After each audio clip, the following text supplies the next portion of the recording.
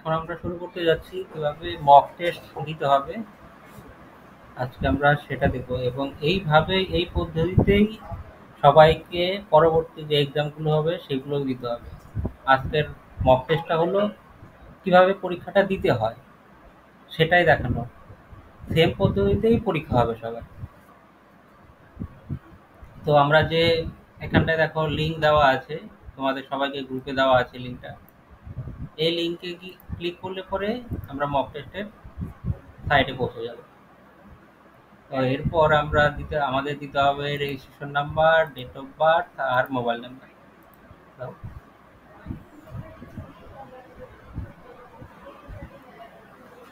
Mobile number বলতে যে mobile নাম্বারটা তোমরা রেজিস্ট্রেশনের সময় দিয়েছিলে সেই মোবাইল নাম্বারটাই দিতে হবে।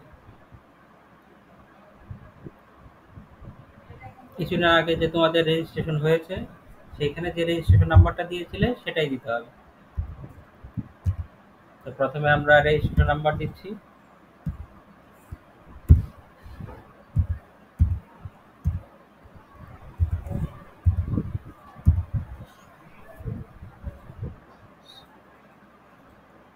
হয়ে গেছে। ডেট অফ বার্থ, এরপর মোবাইল নাম্বার। এটাই তো তোমার রেজিস্টার করা ছিল মোবাইল নাম্বার। হ্যাঁ, এটা তো দুদিন আগে যেটা রেজিস্ট্রেশন করলে সেইখানটা। তারপর সাবমিট। সাবমিট হলে তুমি খুলে খুলে গেলো তোমার প্যানেল। এখানে যাওয়ার পরে প্রথমে তোমাকে আই এগ্রি এটাকে ক্লিক করতে হবে। ক্লিক করার পরে দেখো এই যে এখানটায় মক টেস্ট আছে আপকামিং এক্সাম হিসাবে। পরবর্তীতে যেদিন যে পরীক্ষা থাকবে তোমার সেদিন সেই পরীক্ষাটা এখানটায় অ্যাক্টিভ হয়ে আসবে। আজকে মক টেস্ট পরীক্ষা, তাই মক টেস্টটা অ্যাক্টিভ। ক্লিক করো। ক্লিক করার পরে ইনস্ট্রাকশন থাকবে। এখানটায় পরীক্ষার ইনস্ট্রাকশন দেওয়া আছে। সেকশন দুটো হবে এ আর বি। এ নাম্বারে মাল্টিপল চয়েসের কোশ্চেন থাকবে এবং সেকশন বি তে থাকবে তোমার ডেসক্রিপটিভ টাইপের কোশ্চেন। পরীক্ষার টাইমও দেওয়া থাকবে, 3 ঘন্টা পরীক্ষার টাইম। টোটাল 45টা কোশ্চেন হবে। তার মধ্যে 30টা তোমার ব্রড কোশ্চেন শর্ট কোশ্চেন থাকবে এবং 15টা ব্রড কোশ্চেন থাকবে। তো তারপর এইখান থেকে তোমাদের চেক ক্যামেরা অ্যান্ড ব্রাউজার অপশনটায় ক্লিক করতে হবে। মোবাইলে দিলেও একইভাবে মোবাইলের ক্যামেরা ব্রাউজার অ্যালাউ করতে হবে। তারপর তোমাকে এখানটায় ক্যামেরা খুলবে। যদি সব ঠিক থাকে তাহলেই তুমি খুলতে পারবে। খোলার পরে টেক ফটোস এটাতে একটা ক্লিক করবে, তোমার ফটো নিয়ে নিবে। তারপর নেক্সটে যাবে। নেক্সটে যাওয়ার পর এবার তোমার এক্সামের ব্রাউজারটা রেডি হয়েছে। এরপর নিচে যাবে, আবার নিচে যাবে স্টার্ট এক্সাম আসবে।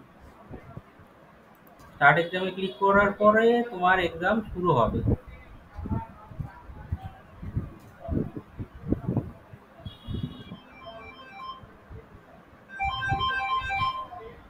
এক্সাম শুরু হয়ে গেল। প্রথম কোশ্চেনের যে কোনো একটা আমি দিয়ে দিচ্ছি।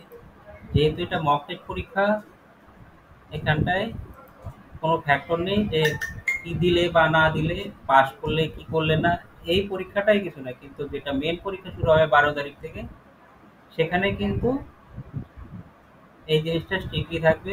কোন পরীক্ষা দিচ্ছ, কি এক্সাম দিচ্ছ, কোশ্চেন কি হচ্ছে, সেই ব্যাপারগুলা কিন্তু আসবে। দেওয়া থাকবে গ্রুপে এই চ্যানেল।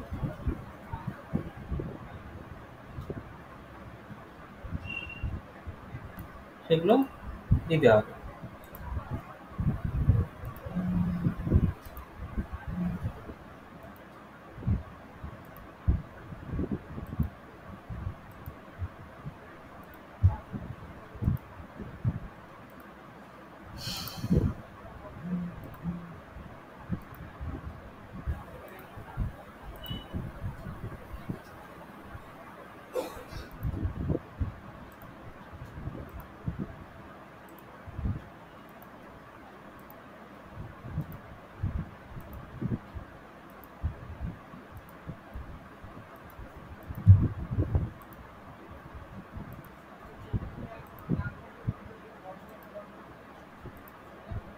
দেখো এই সেকশন বি থেকে শুরু হবে তোমাদের ব্রড কোশ্চেন।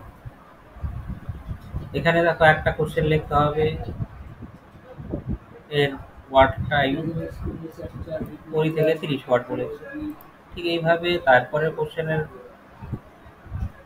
লিখতে হবে, সেটা এই কোশ্চেনগুলো লিখতে হবে তোমাদের সাদা কাগজে লিখবে, লিখে সেটা ফটো তুলে আপলোড করতে হবে। মোবাইল দিয়ে যদি করো তাহলে ফটো তুলে সরাসরি আপলোড করতে পারবে, আর যদি মনে করো যে ল্যাপটপে করবে সেখানে তুমি স্ক্যান করে সেটাকে আপলোড করতে হবে।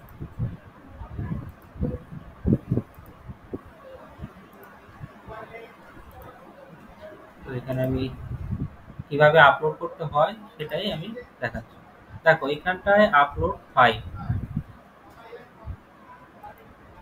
পিডিএফ বা জেপিজি দুটো ভাবে তোমরা করতে পারো আপলোড।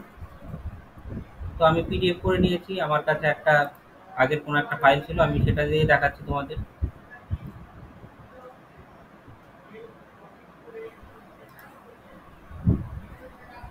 যেমন এইটা একটা আমার কাছে ছিল আগে, এইভাবে লিখেছিল। ঠিক এই এটাকে আমি আপলোড করে দিচ্ছি।